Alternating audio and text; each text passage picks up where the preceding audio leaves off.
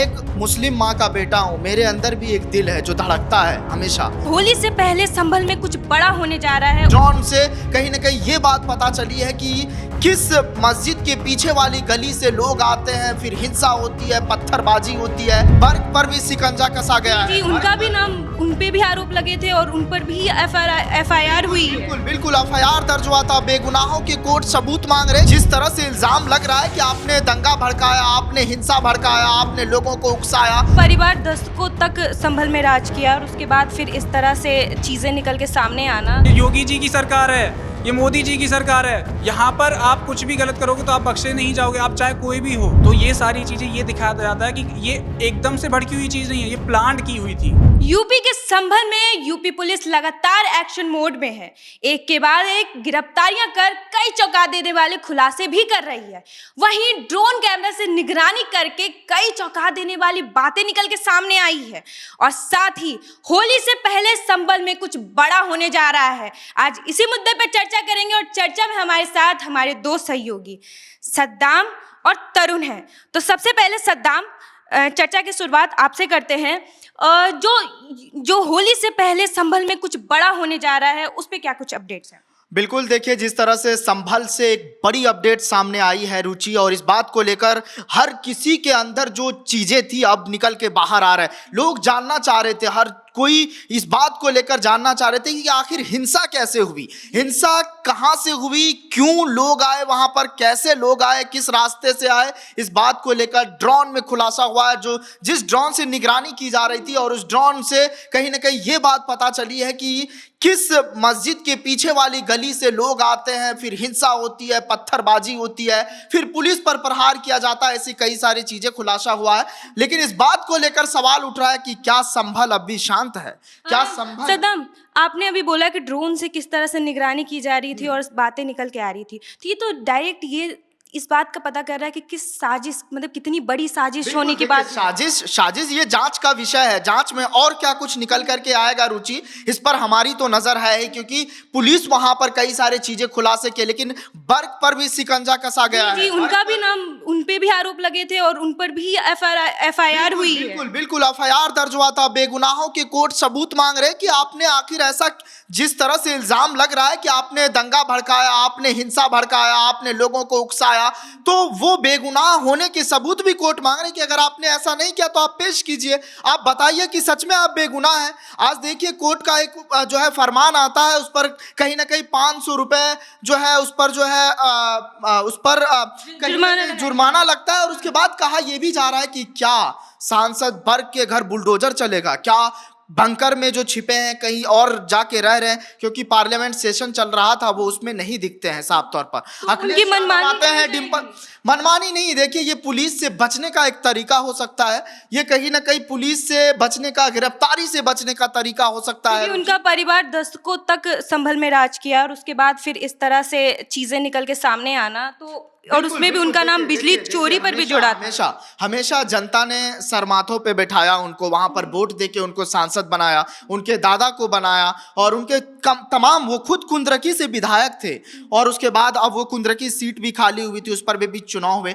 लेकिन अब जब जियाउर रहमान बर्क सांसद बने तो लोगों को काफी सारे उम्मीदें थी। लोगों को ये उम्मीद थी कि ये युवा हैं, युवाओं के लिए काम होगा, मजहब के राजनीति से अलग होकर कुछ बातें होगी। जैसे आप देखिए वहां पर हरिहर मंदिर को लेकर विवाद हुआ, फिर हिंसा हुई, शाही जामा मस्जिद को लेकर विवाद हुआ, कई सारे चीजें। देखिए हस्तशिल्प को लेकर भी संभल एक कहीं ना कहीं अपना एक अलग एक पहचान है, और कहीं ना कहीं वो विदेशों में सप्लाई होता है। लेकिन जब हिंसा की बात होती है, जब मजहब की राजनीति होने लगता है, जब मंदिर मस्जिद समाज बंटने लगता है, तो लोग कहीं ना कहीं आपस में भटकने लगते हैं, आपस में लोग लड़ने लगते हैं। उन पर भी तो ये इल्जाम लग रहा है कि उन्होंने भी वही हिंदू मस्जिद और हिंदू मुस्लिम करना वो शुरू कर दिया है। देखिए हिंदू मुस्लिम की जहां तक बात होती है, आज हम इस देश में रह रहे हैं रुचि, ये भी समझना होगा, जहां पर मैं एक मुस्लिम माँ का बेटा हूं, मेरे अंदर भी एक दिल है जो धड़कता है हमेशा।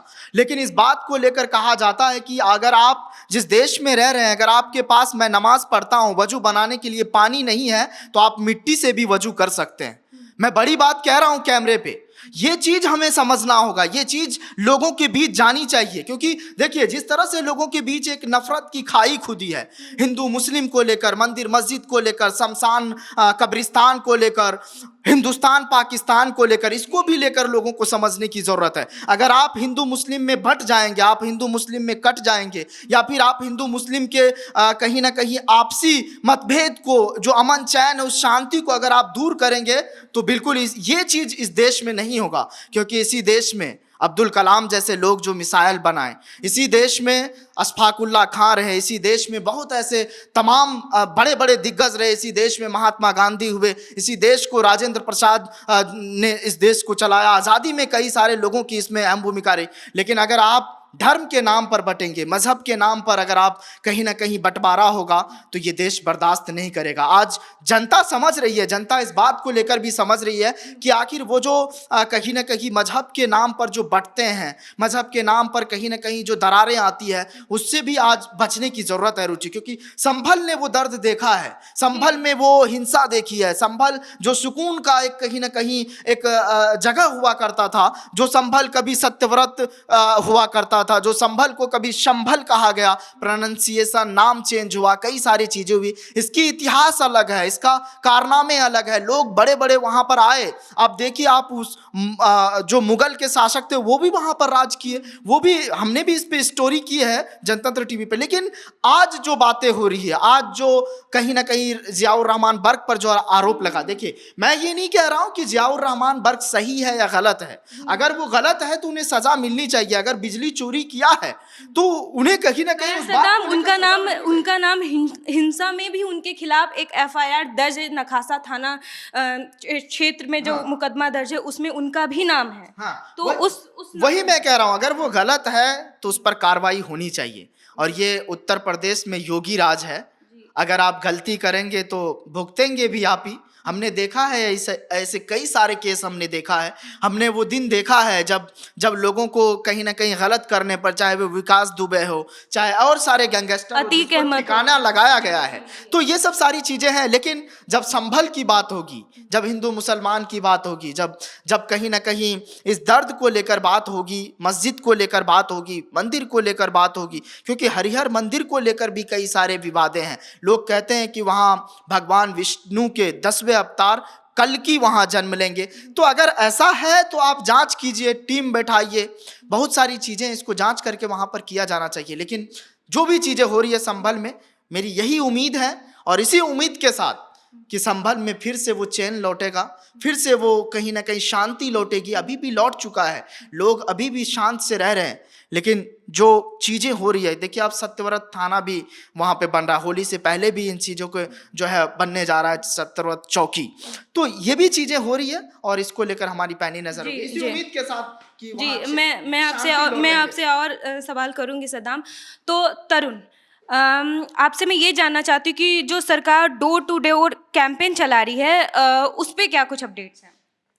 जी रुचि, देखिए डोर टू डोर कैंपेन सीधी सी बात है, इस बात पे चलाया गया है कि जो भी वहाँ घटना हुई उसके बारे में अंदर तक जाकर के खोज करी जाए कि भाई अगर कहीं से भी कुछ हुआ है तो उनके पास पैसा जरूर आया होगा।